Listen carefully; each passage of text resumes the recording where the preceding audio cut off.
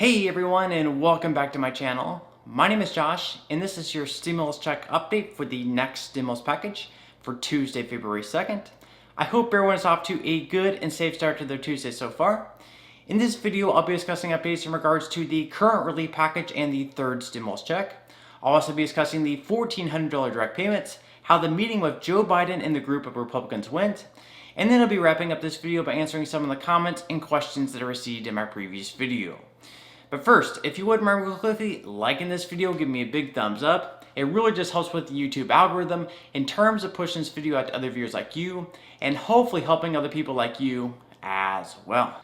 Okay, so after a group of 10 Republicans in the Senate held a meeting with President Biden for nearly 2 hours last night, it actually turned out just a little bit better than expected. Even though they weren't able to fully reach a deal, that wasn't really the expectation anyways, and many of the members left with enthusiasm.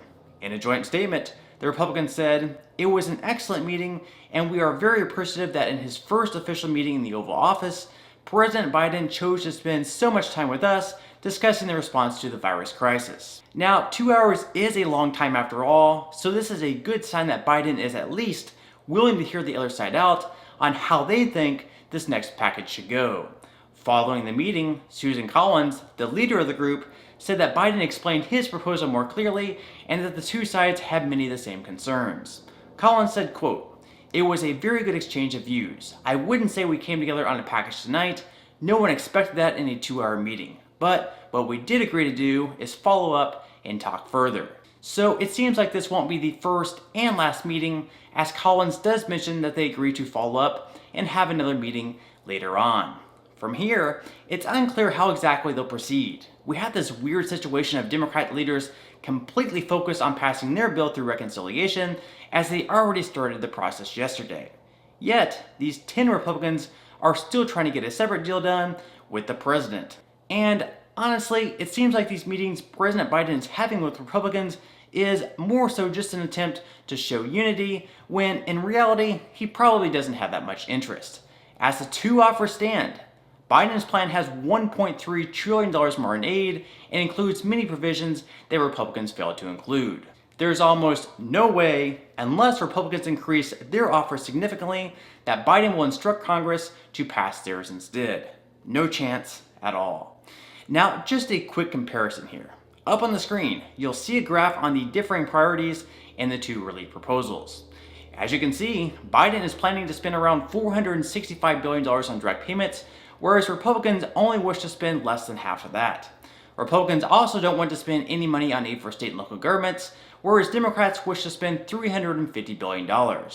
Democrats are also planning to spend $350 billion on unemployment insurance, whereas Republicans are only at $132 billion.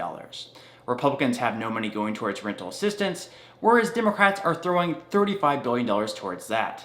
There's more to this chart, as you can see, and obviously, by the difference in price tags alone, Democrats have much more aid going out.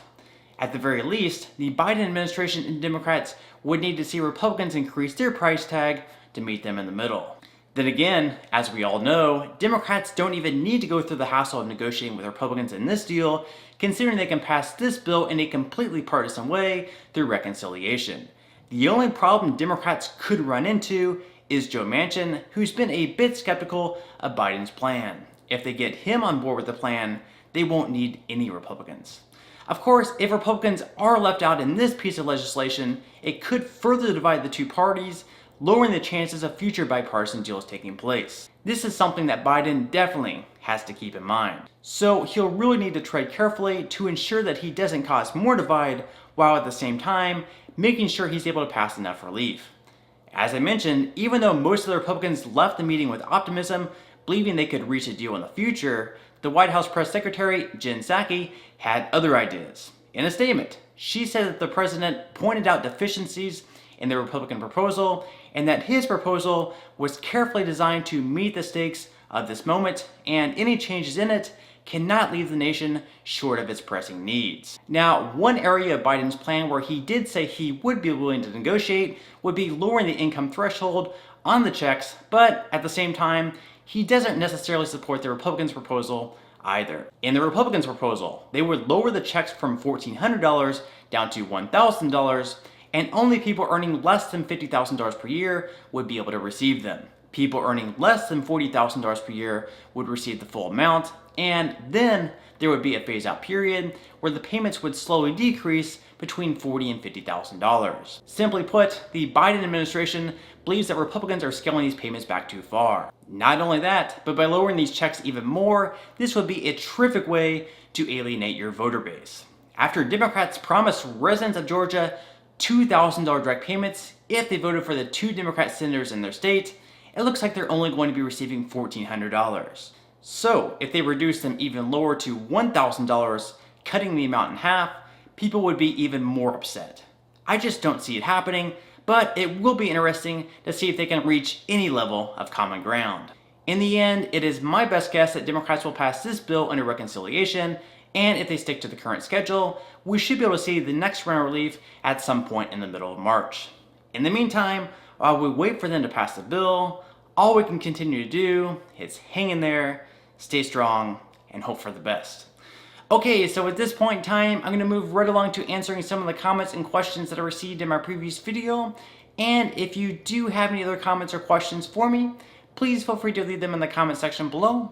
I do try to answer as many of the comments and questions as I possibly can, but for those comments and questions I'm not able to respond to, I do try to pick some of the more popular ones to answer in the next video in video form. Okay, so without further ado, let me go ahead and jump into the first comment of today's video, which is from Suzanne. Suzanne says, "Hey Josh, thank you for your time. I'm an adult dependent. My question is, will I get a check or card in my name, or will it come in the head of household's name?" Okay, thank you so much for your question, and even though I haven't seen anything 100% clear yet, I would think that it would go to whoever is claiming the dependent on their tax returns. This is because that person would be claiming them as dependent, and therefore need the extra money to help support them. Of course, once they receive the payment, it would be completely up to them on how they choose to distribute the funds. So at that point, they could always give you the money after they receive it. Okay, moving right along to the next comment of this video, which is from Paul. Paul says, "Hi Josh, I'm an American citizen with a social security number and I live abroad. I have a daughter that was born abroad, but as soon as she was born, I applied for her to be a US citizen through the American consulate, and she has an American passport and an American birth certificate. I haven't filed income taxes since the year 2000 because I left the United States to live in South America in order to take care of my parents, who are also US citizens. They did receive the first and second stimulus check.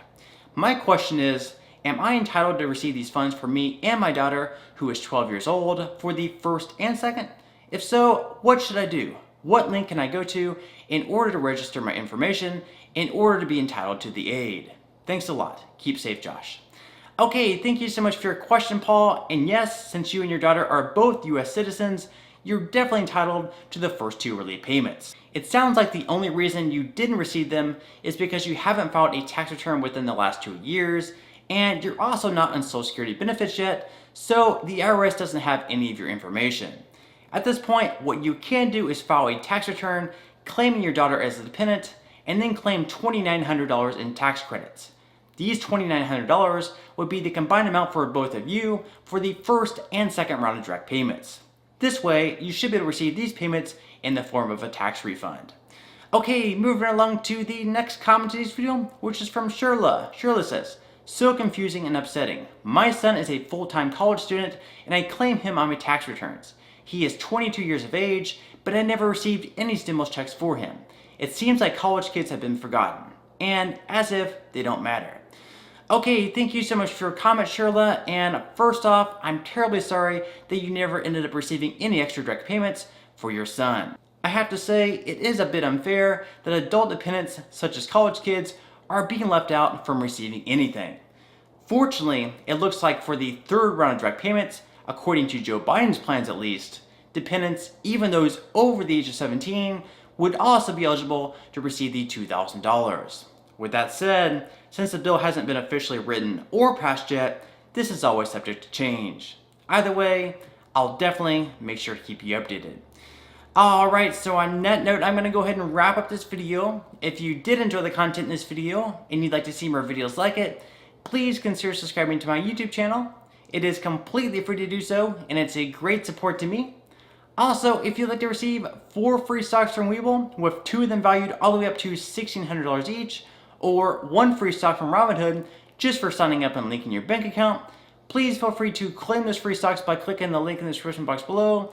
And finally, if you join Rakuten with my referral link in the description box below and spend at least $20, Rakuten will give you $20 cash back. This means that you could buy an item through Rakuten with one of their referral links, such as Nike, for $20, which would be right around $22 after tax, and Rakuten will give you $20 just for making that purchase. This is just an incredible deal that I would love for everyone to take advantage of. Okay, so until next time, I'll see you guys, and I hope you have a great day today.